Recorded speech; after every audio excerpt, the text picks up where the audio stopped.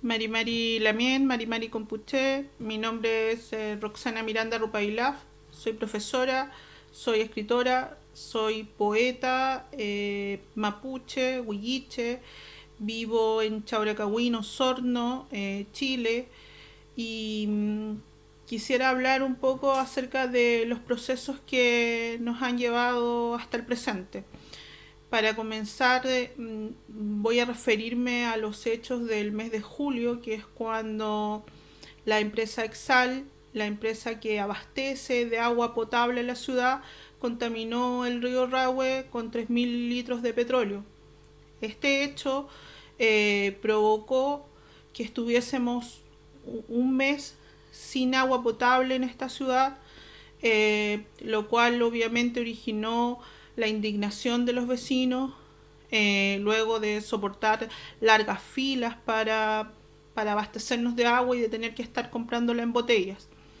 Entonces, yo creo que fue un hecho sumamente importante para la historia de esta ciudad, que no había tenido grandes manifestaciones, y también para que sirvió, entre comillas, para que como ciudad tomemos conciencia acerca de la riqueza y de lo importante que son los elementos vitales como el agua.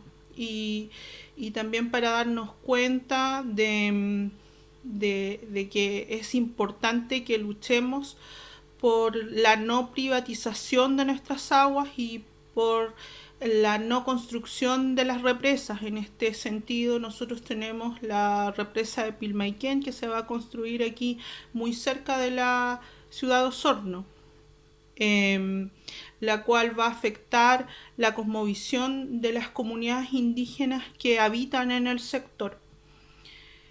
Y bueno, todos estos hechos nos prepararon para el gran movimiento social, la gran revolución que se vivió luego en el mes de octubre, y que tuvo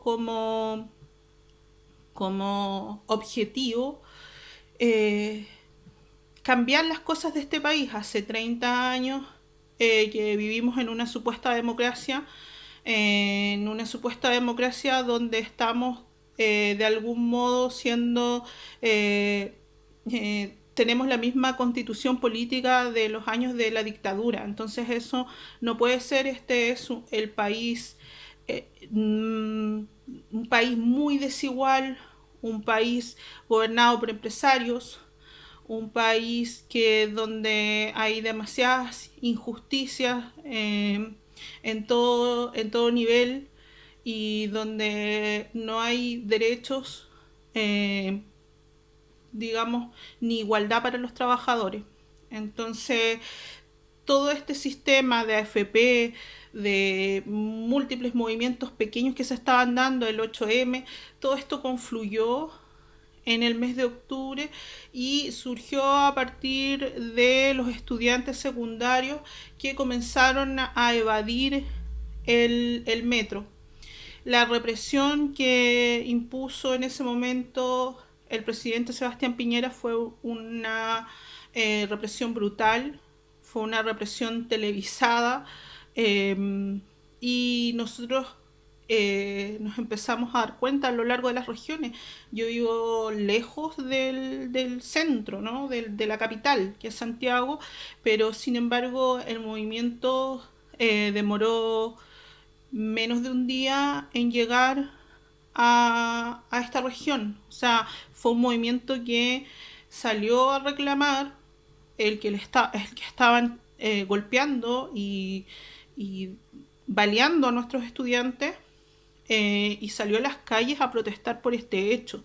Y, y ya en las calles todos se dieron cuenta de que había que protestar por todas las demás demandas sociales que estaban ahí en carpeta, ¿no? Pero que sin embargo al parecer todos nos dábamos cuenta de que estábamos viviendo en una burbuja, y de ahí el lema de Chile despertó. Entonces estuvimos protestando largamente durante meses. La idea era sacar a Piñera. Piñera como presidente tuvo una respuesta que fue muy violenta, muy represiva, llenó las calles de militares, impuso toque de queda, hubo gente que perdió sus ojos, hubo gente que murió, eh, hay presos políticos aún por esta revuelta popular. Entonces, de algún modo, la idea, cierto, era destituirlo, cosa que bueno, que se fue durmiendo un poco el movimiento en diciembre por las vacaciones, y por la salida de los estudiantes secundarios, universitarios, cierto, periodo de vacaciones, pero la idea era retomar con más fuerza en marzo. Se logró retomar. El 8M fue una actividad masiva a nivel nacional, fue una actividad hermosa, con miles de personas, millones de personas en las calles. Eh, la idea era llegar al 26 de abril para votar por el cambio de la Constitución, votar a prueba. Y sin embargo apareció el coronavirus. El coronavirus que parecía tan lejano, ingresó al país el 3 de marzo y rápidamente se instaló y se empezó a propagar por el país.